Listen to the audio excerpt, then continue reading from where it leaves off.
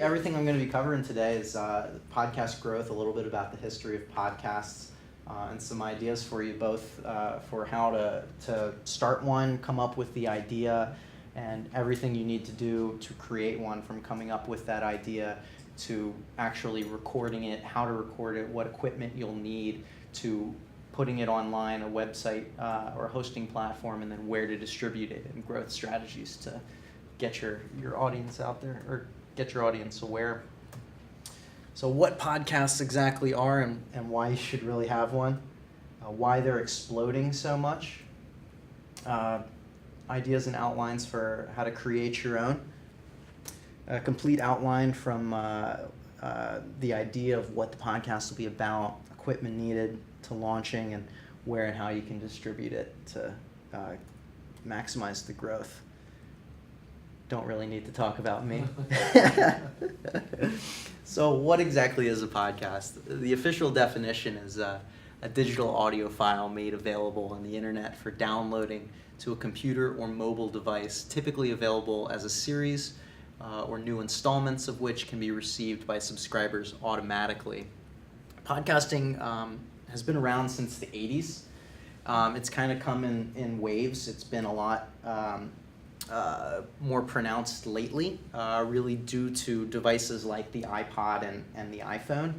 When the first iPhone came out, it just blew everyone away with what you could do with smart connected technology, and they were really on the forefront of bringing this new wave of podcasting in.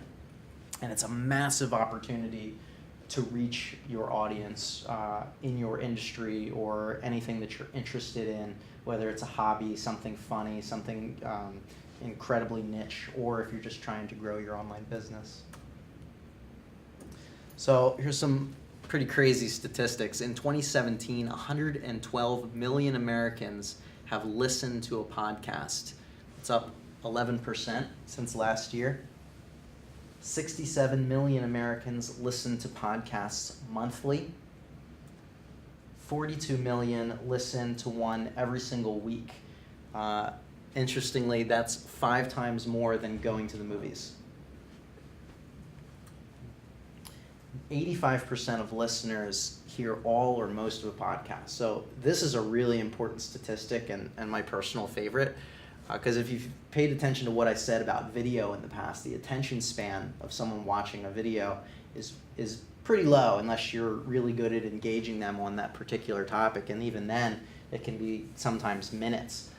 Podcasts, I think, primarily because of where they're listening to it, the engagement time and total listening time is significantly higher.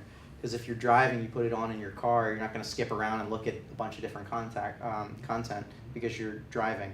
Hopefully you're not doing that anyway. Same thing in your home. A lot of people put podcasts on while they're doing the dishes or doing laundry or cleaning or doing whatever, and they just have it playing. So you're more likely to listen to a vast majority of it. This is great for advertisers as well. There's a couple of podcasts, like the Joe Rogan podcast, for instance. He's a famous comedian, announcer for the UFC, MMA. His podcast is one of the more popular ones. He gets, on average, $75,000 per episode from advertisers for sponsored content, and he does about 4 episodes a week. Thinking about this statistic too, his podcasts are about 3 hours in length, and all he does is interview interesting people across different industries. So it's a little bit for everyone: science, sports. What's his name? Joe Rogan. It's just the Joe Rogan podcast. Mm-hmm. And then, Art, to address your thought earlier, here's the age demographics. So as you can see, the growth from 2013 to 2017. Younger demographic, 12 to 24, has been growing, but the last 2 years it's kind of leveled out. Older demographic, 55 plus, has been consistently growing as well, but this middle range of 25 to 54 is where we're seeing the most growth. So over the last 5 years, it's gone from 16 to 17%, 1% to 19, 2% increase, to 24, 5% increase, to 31, a 7% increase. So it's increasing at an exponential rate. But that probably doesn't relate to the quantity of people. In other words, you can grow 100% if you have one person and now you have two. Sure. Okay. Sure. So that's 100% growth. Mm-hmm. But you only have two people in that thing. You could have 100,000 at 24%, and that 7% growth is still. And those people are going to just get older, and they're going to probably continue. That's true. Yeah. Okay. Yeah. So that's very encouraging for us. Yeah, absolutely. I mean, and this statistic over here, this is from Libsyn, which is a very popular podcast hosting platform.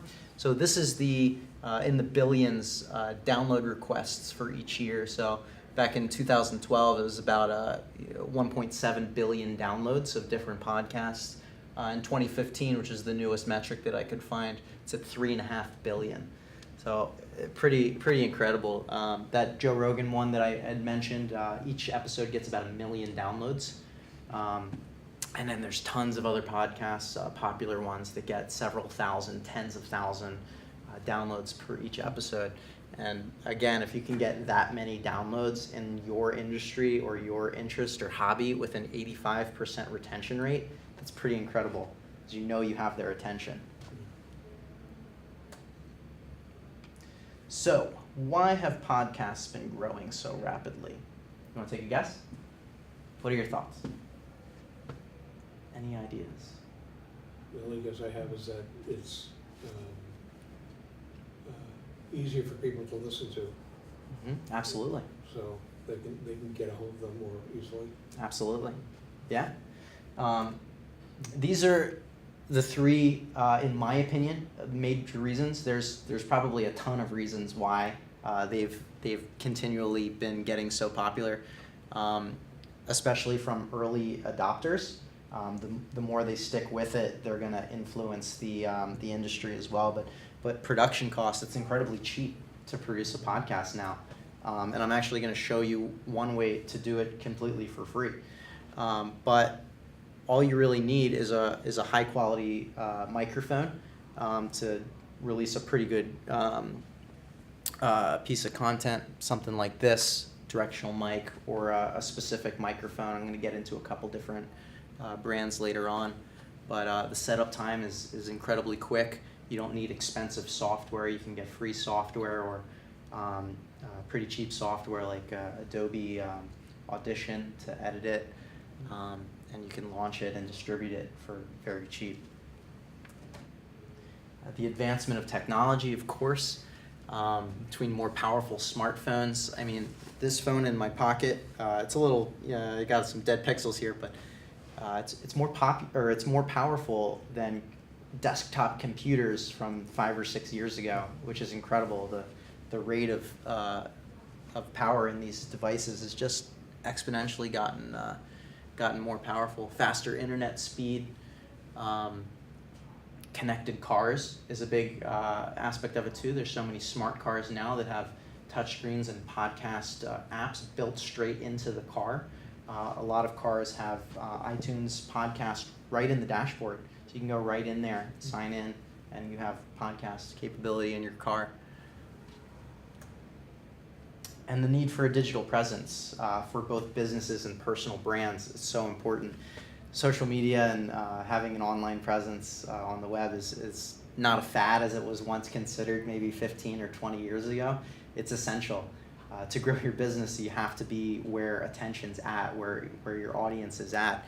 And with the low cost of production and the ease of being able to do that, there's no reason why you can't create a podcast for your business, for your industry, for your interest or hobby, anything that you'd like, and spread that message to your potential audience to reach more people. So just a couple ideas and outlines for creating your own. I wanted, while I was doing, this is a funny example, but I just want to show you. While I was doing some research, I found this, and it was too funny not to include. This is an official podcast from McDonald's. So the interesting story behind this is there's a very popular adult cartoon show called Rick and Morty. I don't know if either of you have heard of it. But in one of the episodes, they just reference Szechuan sauce, which was a promotional sauce at McDonald's for the movie Mulan that came out 15 years ago, all but forgotten until this very popular show referenced it. What it did, because that show has so many cult followers, it was a huge demand for McDonald's. So the fans in the tens of thousands, hundreds of thousands, and millions started contacting McDonald's to get this sauce re-released because either they had never had it before, never heard of it, or forgot about it. So McDonald's, when they first released it, it was a disaster because they underestimated the fan base of this show, which is really incredible. But they released it in a small limited batch, and there were kind of riots, and people were jumping over the counter and attacking people. Wow. Really insane, over a sauce, over a limited release sauce. Now it's widely available. You can get it anywhere. But they released a 3-episode podcast about releasing the sauce, called The Sauce, and it's very popular. McDonald's released. McDonald's create a podcast about their experience releasing sauce. Because this is where attention was at right now, and they knew that so many people would be interested in hearing their side of the story on this release of this sauce. What is that podcast? I mean, what do they talk about? I haven't listened to it yet. I just found it, but the episodes our are. assignment, if we want to ever be invited back. Yeah. I want a review on the podcast. But yeah, so the episodes are good intentions, the Szechuan sauce, and making amends. So Interesting. very, very funny. Yeah, I'm gonna have to listen to it. I think they're pretty short episodes, but I just thought that was such a great idea. Very interesting. Yeah. And then this is one of our podcasts that we started. We have a couple. We're continually growing more. This is one that I started and I'm part of with someone from Beginnings Treatment Center. It's called the Sober Grind Podcast. It's a weekly podcast. If you're interested at all in recovery topics, I'd love for you to check it out. But really the idea of this was educational, but for business growth and online presence as well. So we highlight recovery stories, people that are in recovery themselves, and give them a platform to share their story, either anonymously or putting their name out there if they're like. And then we do educational topics like addiction roles in the family, the history of drugs, what's a good support system, things along the lines of that. And we're using the people that we bring onto the show as well as our online platforms to grow that. And it's hopefully a really helpful platform. So those are just a couple examples, and here's a couple other examples, and then we're gonna do a little more brainstorming maybe. So yeah, really anything that's interesting to you, engaging, unique, or helpful in your industry or interest can be a podcast. Another example that I wanted to bring up, there's an entrepreneur, his name's Gary Vaynerchuk, that's very popular right now. I was listening to one of his podcasts, and he had influenced someone to create their own. Literally, the idea of the podcast is rap music from the year 1986 to 1989. It's a 3-year period of time of rap music that influenced this individual, and it's huge. It's growing him 6 figures a year in revenue because he was in high school at the time, fell in love with rap music. It influenced his identity. And because it's so niche and there's such a niche following, it's just a target audience right there. And he's been able to grow it huge. It's pretty incredible. There's a term that I love: the riches are in the niches. But latest industry news. Be the source of information for your audience. If you look up industry news wherever you get it from, put that out on your platform, whether it's video or audio, so that other people that maybe don't look up this information as frequently as you do can come to you as the source. There could be a lot of different news sources for this industry knowledge. You don't need to necessarily be better, but you can be different.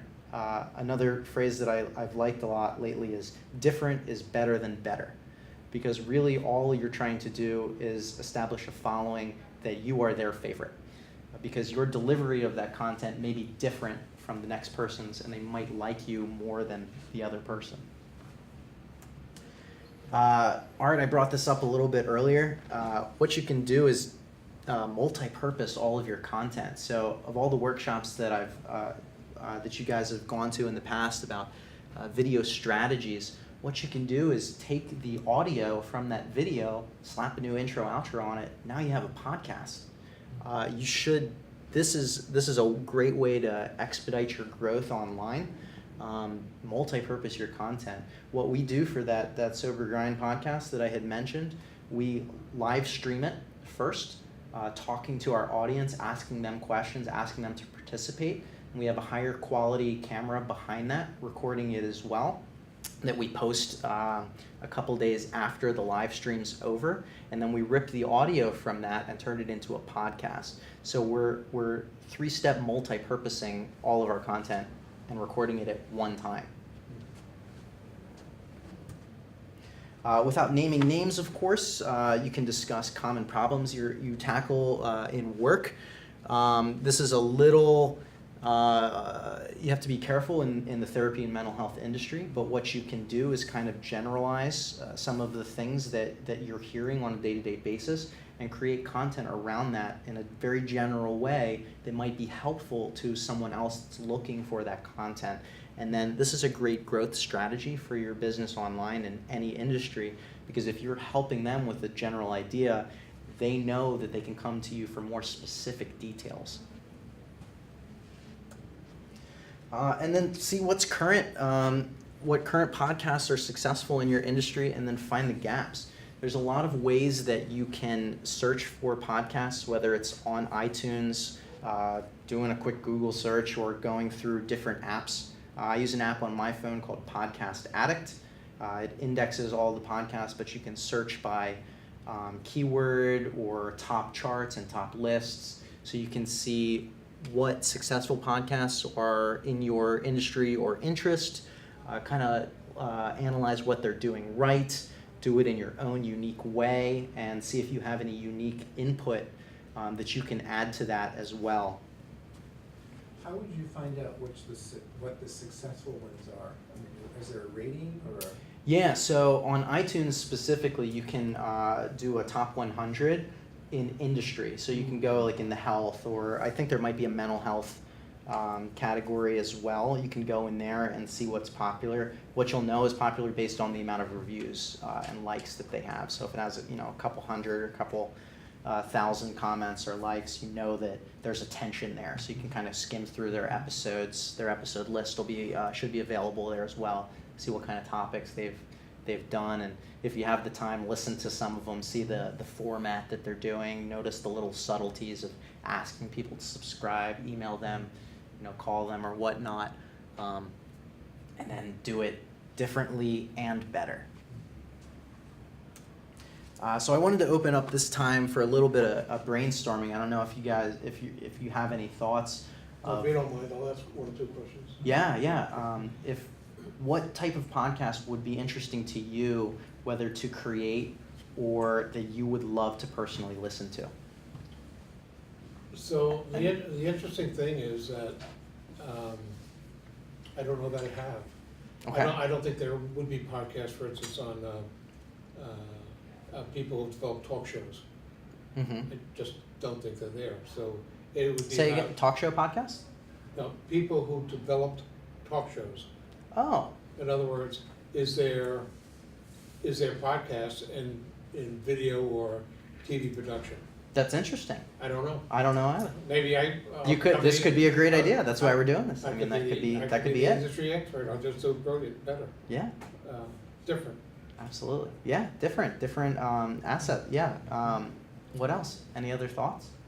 What else would interest you? Well, I'm still stuck at the very beginning of thinking of our Celebrating Act 2 Mhm. blogs. Mm-hmm. And to me, I would just rip the sound out and then I would do a voiceover. Yeah. The opening fireworks, I Yeah. would bring that volume down Mhm. and say, welcome to another version of, another episode of Art and John discussing something.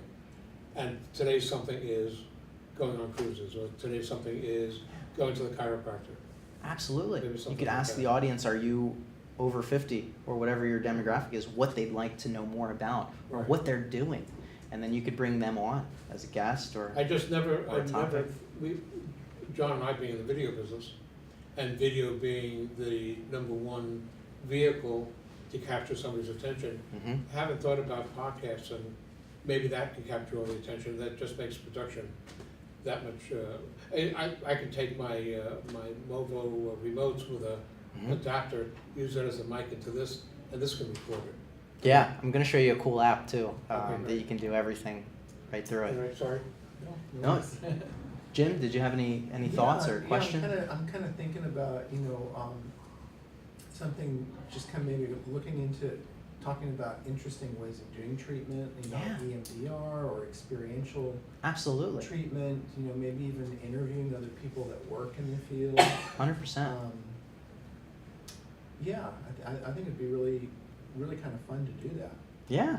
Mhm. Yeah, absolutely. I mean, Mhm. there's got to be at the exponential growing rate, there's got to be an industry leader in every platform, on Facebook, on Instagram, in these specific fields. Mhm. And if there's not, could be you.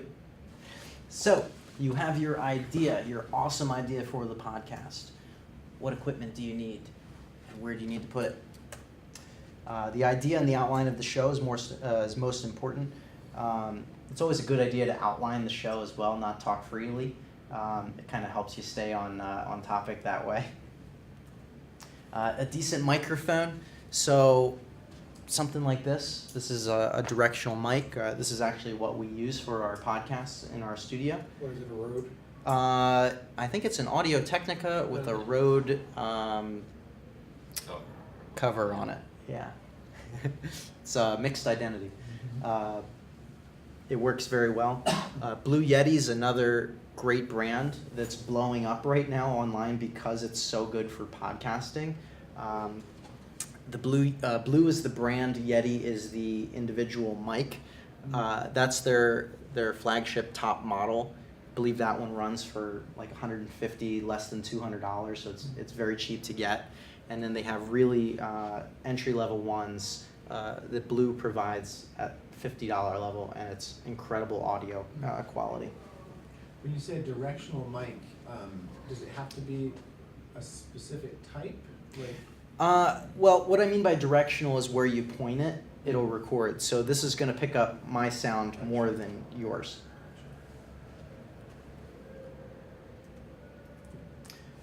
Naturally, a quiet space. If your office is or where you're recording is next to a bathroom, you can kind of run into an unfortunate situation right Unless there. you're a plumber. Unless you're a plumber, yeah.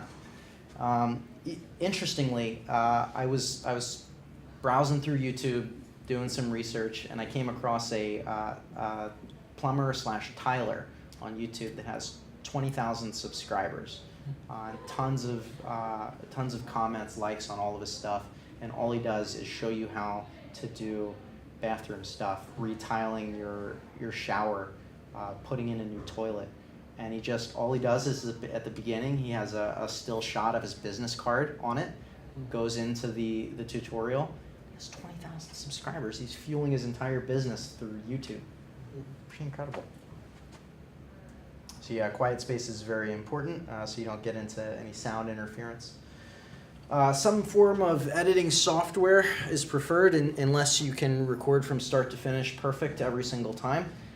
Which is very hard to do, and then you also don't have the ability to add in an intro or outro or whatnot. There's a lot of free softwares online. There's great softwares from Adobe like Audition that we use. There's also applications on your phone that you can do everything right there, mix in sounds, cut specific parts, everything.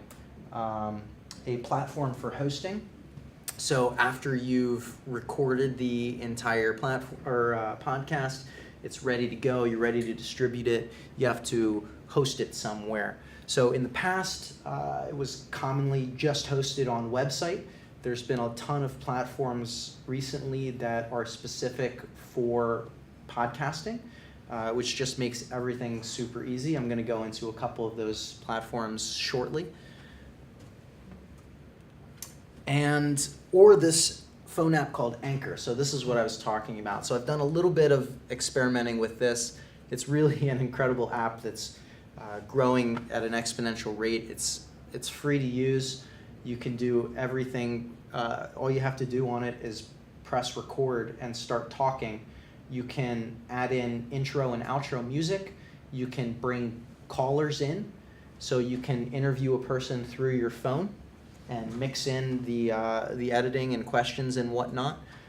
You can tag it, you can put it into a category, and you can distribute it to iTunes and Google Play right from the app, and it's entirely free.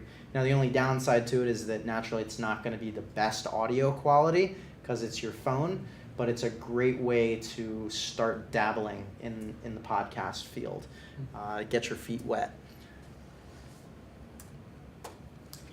So talking about hosting platforms, this is what we use. It's called Pinecast.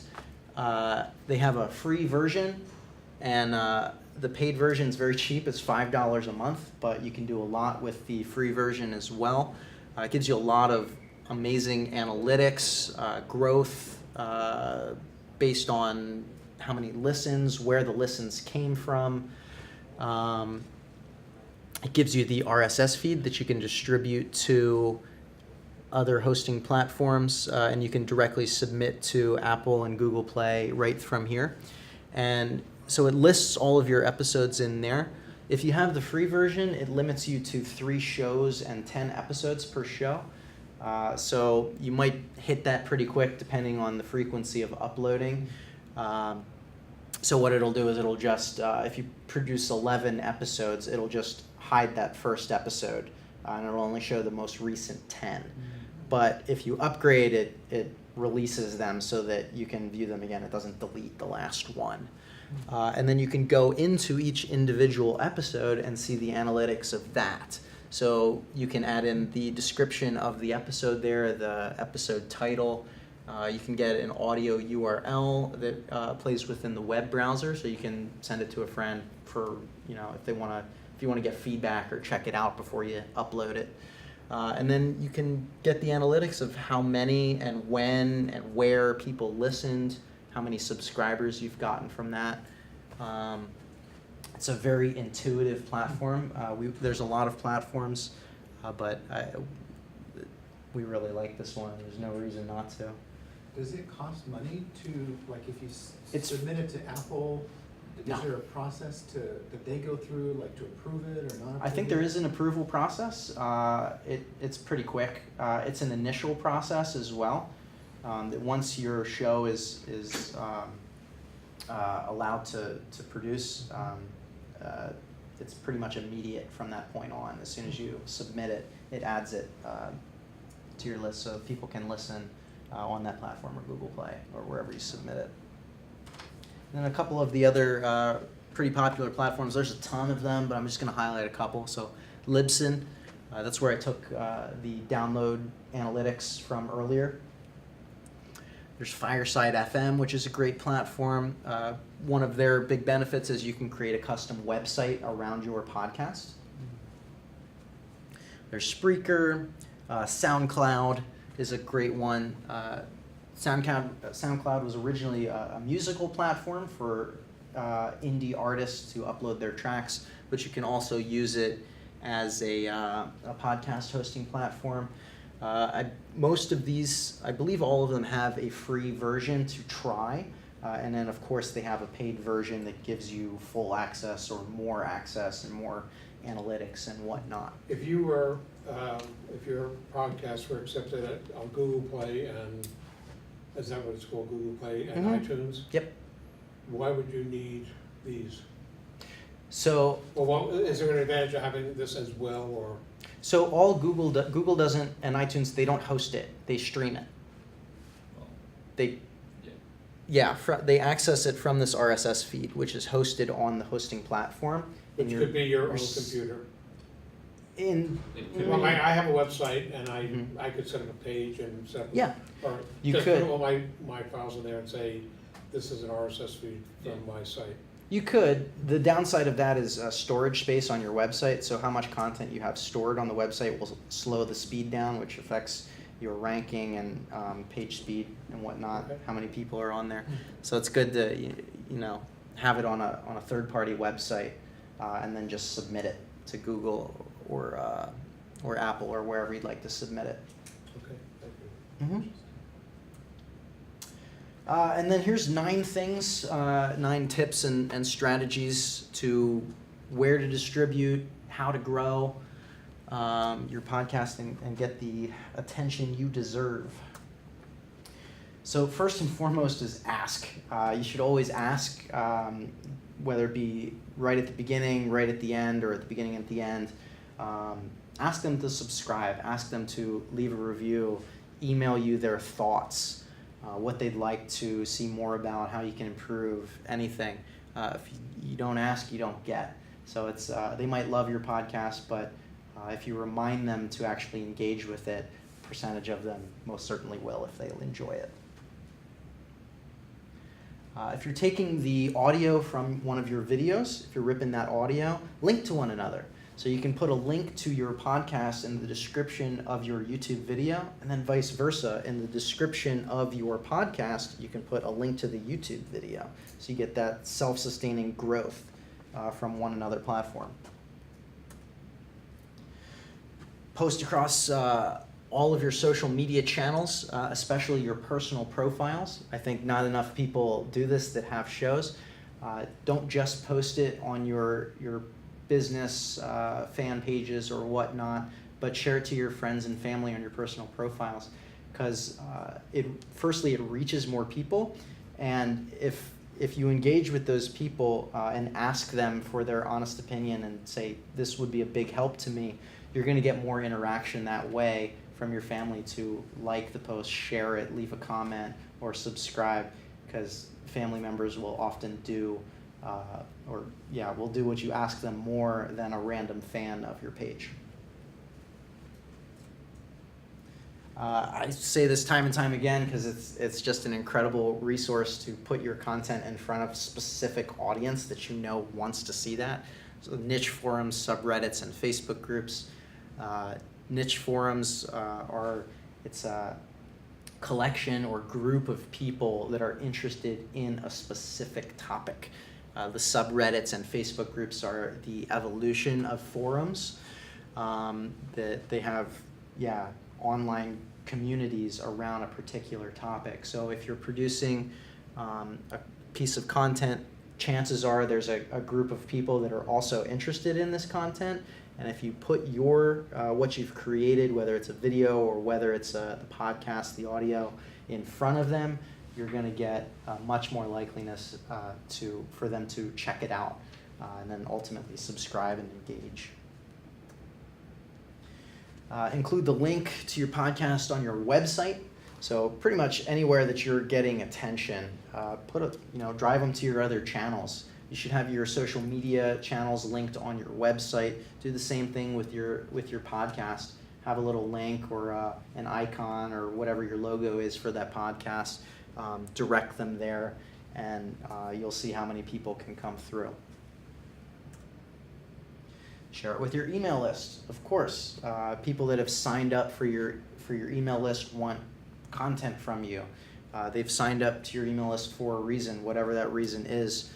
Share that with them because they're already engaged with what you have to offer, so they're again more likely to check out what you're showing them. Collaborate with others. This is a great growth strategy as well, whether it's on YouTube or Facebook or even podcasting. If you've launched your podcast, you have a couple episodes or whatnot, find other people that are in your industry, interview them, and then do it a cross interview. So they'll release an episode that'll drive them over to yours. You do the same thing for them. It drives channel back. Mutual growth. Sharing is caring. Check if there are industry-specific podcast listing websites and ask to be featured. So there's a website called Sober Podcasts, for instance, that lists and indexes recovery podcasts I've reached out to them, and they have our podcast listed on their website. There's a lot of these in different industries. There's a lot of websites that want to share with their audience similar and like-minded content. So it might not even be podcast specific, but if it's an industry news website that shares other people's content around that same topic or interest, ask them to share your resource. Or if they just have a blog, you can do the collaborative approach with them as well. Interview that blog writer. Maybe they haven't had the idea to step into audio or video. Your podcast might be a great outlet to drive new business or new traffic to them, and vice versa. Where do you find those podcast listing websites? Google, you just I found Sober Podcast by doing recovery podcasts, and it was listed on there. Cool. So really, you could search rap music podcasts referencing earlier, and see if there's any websites or anything. It could even be a YouTube channel. There could be a YouTube channel that shouts out and references other things in the industry, references websites, blogs, podcasts, anything that is sharing other people's content. Ask to be featured. And finally, keyword research. I gotta touch upon this in everything that I do because it's so important. If you do the keyword research around what you know that people are searching for, you know that it's going to bring in organic traffic. If you have your episodes hosted on a specific website and it creates individual pages for them, it's over time going to start ranking for those terms as well. So when someone searches for that term on Google, you could potentially be there on YouTube, on podcast, on website, all of these different platforms, and you can blanket the field in your industry as long as you're actively working towards it. And that's what I got on podcasts today. Was there any additional questions that you had?